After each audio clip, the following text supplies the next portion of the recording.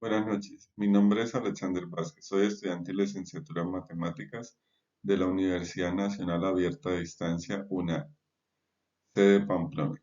A continuación voy a hablar del pedagogo Paulo Freire, nacido en 1921 y fallece en 1997. Freire fue un pedagogo, filósofo y brasileño, destacado defensor de la pedagogía crítica. Es conocido por su influyente trabajo de pedagogía del oprimido, que generalmente se consideran los textos fundamentales del movimiento de pedagogía crítica. Podemos hablar de Paulo Freire como una persona que siempre estuvo al lado de los más necesitados, de los oprimidos, de los analfabetas. Él creó una metodología que era un diálogo entre el estudiante y el docente, donde se compartía información, se escuchaba al estudiante y no era solo recibir información, sino se tenía en cuenta toda la situación, experiencia del estudiante como tal para poder adaptarse a la enseñanza que él mismo necesitaba. La pedagogía del oprimido. El método de aprendizaje de Paulo Freire no es simplemente de producir las palabras ya existentes, sino se crean y éstas le permiten hacer conciencia de la realidad para luchar por su emancipación, puesto que algunos adquieren una conciencia ingenua en la que se dan cuenta de su situación, sin embargo no se esfuerzan por modificarla, se ubican en una actitud conformista al considerarla como algo normal, incluso suelen adherirse a ella. Otros individuos construyen su realidad y se liberan de la opresión, pero extrañamente se convierten en el polo contra el que luchan. También podemos ver que la pedagogía del oprimido era la metodología que actualmente también se está usando en Latinoamérica para ayudar a las personas más necesitadas, escucharlos, entender la situación que ellos viven, para que no en un futuro el oprimido se convierta en opresor, sino para que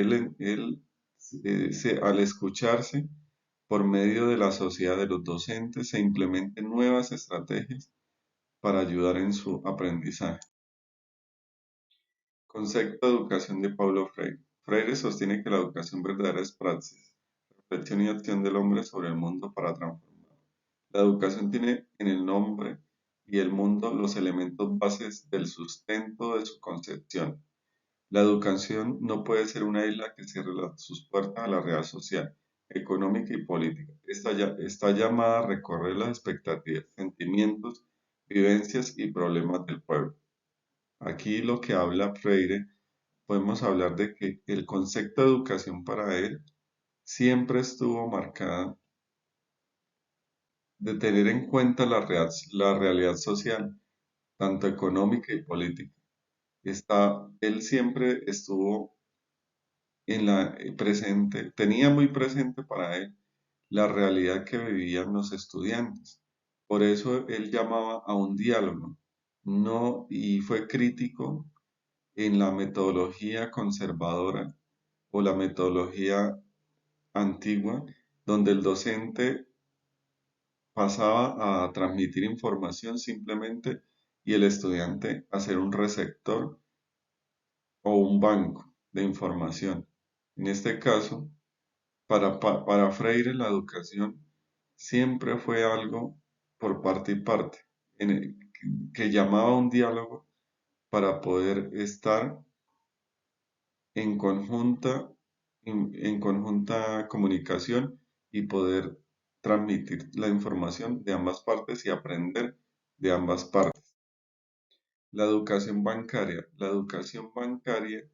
La educación del sistema opresivo tiene su verdadera manifestación en la llamada educación de tipo bancario, que se caracteriza en el predominio de la narración sobre la discusión, del discurso y la disertación, en la cual los educandos solo son sujetos receptores pasivos de la misma y aún más adormilados y enajenados donde el razonamiento y el trabajo intelectual no tiene lugar en la mente del alumno. Aquí Freire siempre fue un crítico sobre la educación bancaria y lo llamó así ¿por qué? porque los docentes se dedican a depositar su capital de conocimiento en las mentes de los estudiantes y los estudiantes como receptores y grabadores de este conocimiento. Entonces esto llevaba a que no había una información o un conocimiento por parte del docente de la realidad de los estudiantes y no se generaba una metodología de adaptación.